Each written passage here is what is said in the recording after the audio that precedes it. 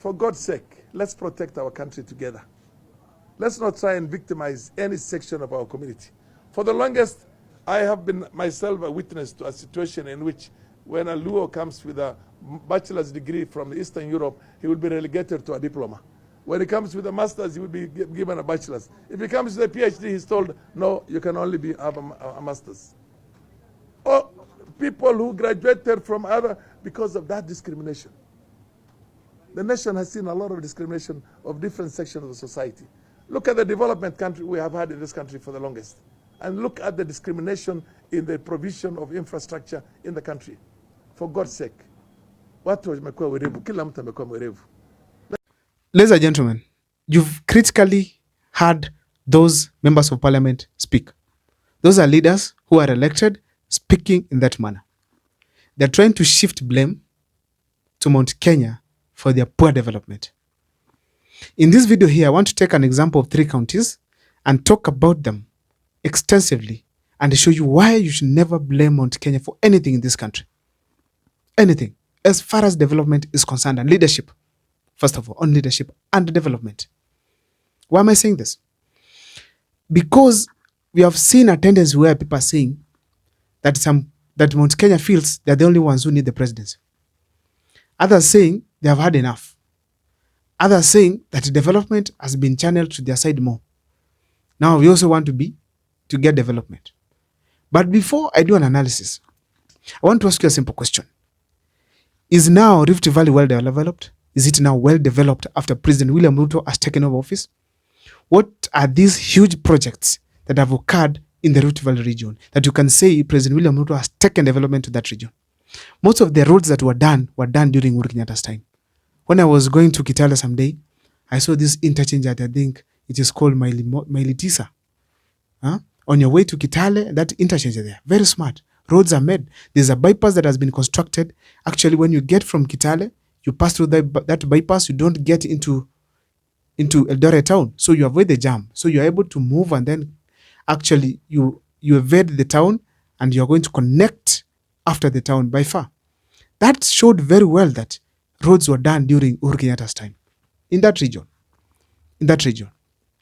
Now, right now, since William Ruto took office, as we speak today, there's nothing significant that the Rift Valley can be boasting of. Because when Murara Kebaso was moving across the country, he was able to prove that there are stalled projects there. If the members of parliament are not working, if the MCAs are not working, if the governor they are sleeping. So the fact means that underdevelopment is still experienced in Rift Valley under President William Samoei Arap Ruto.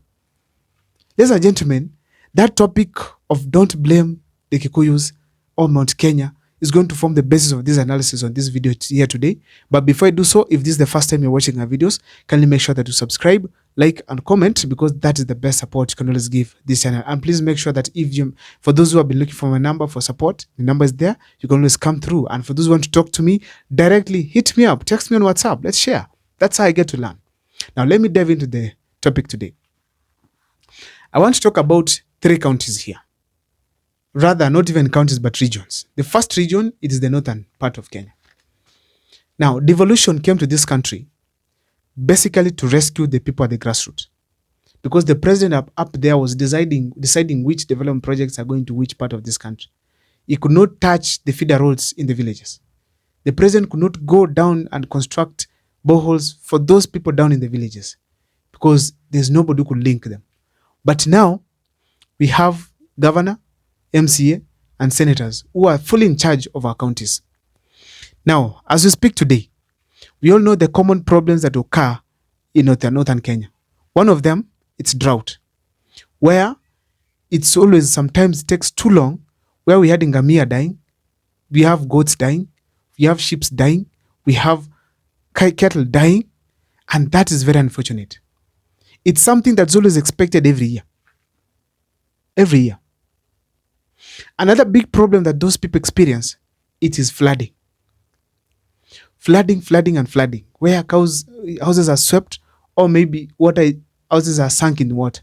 So they have to vacate that place, go live in tents and wait for water to subside or maybe dry up for them to come back to their homes. I'm talking about northern Kenya. And I'm really annoyed on this video. I'm really annoyed and you're going to see why. Northern Kenya. In Northern Kenya, if this is where devolution was supposed to work, it is in the counties of Marsabit, Wajir, Garissa, Bandera, and even Isiolo. If this is where devolution was supposed to work. But now, do you know what is happening? Their governors live here in Nairobi. Their senators live here in Nairobi. The MCAs live here in Nairobi, some of them. In posh areas in Nairobi, Runda, Kitusuru, Karen, Lavington, and any other upcoming area. So when the buildings there are flooded, where people are vacating their homes to avoid floods, when their cattle are dying, they're equally watching on TV, just like us, who don't go to Northern Kenya, who have never been there before, actually. Like me, I've never been there. They're watching on TV. They appear with choppers on the ground, then they leave to Nairobi. So they don't experience what those people owning cattle, owning camels there, experience. They are watching the problems just like any other Kenyan. As we speak today, there's no governor who has initiated a construction of a dam in that region so that at least when the rains come, that water is harvested and channeled to that place. As the same way as it happens in Israel. So that people harvest water. Not even one.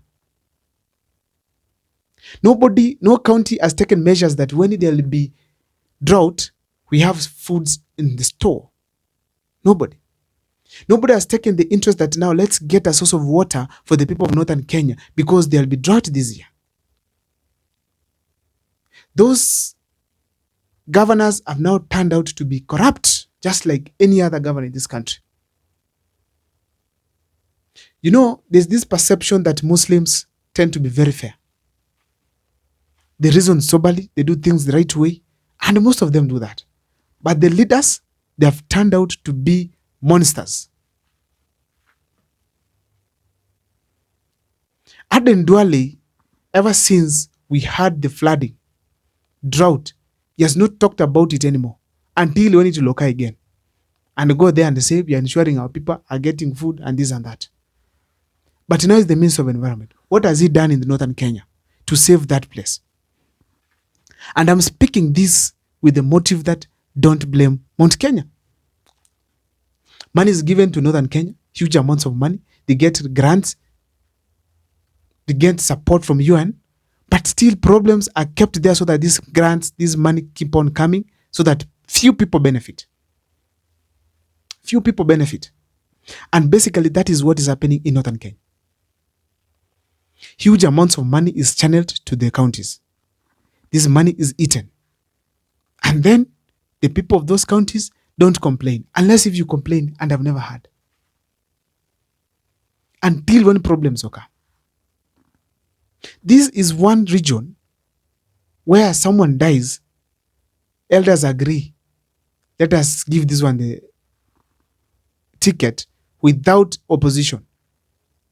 When Haji passed, his son took over. What has that son initiated to the people of Mandera, to the people of Wajir, to the people of Garissa?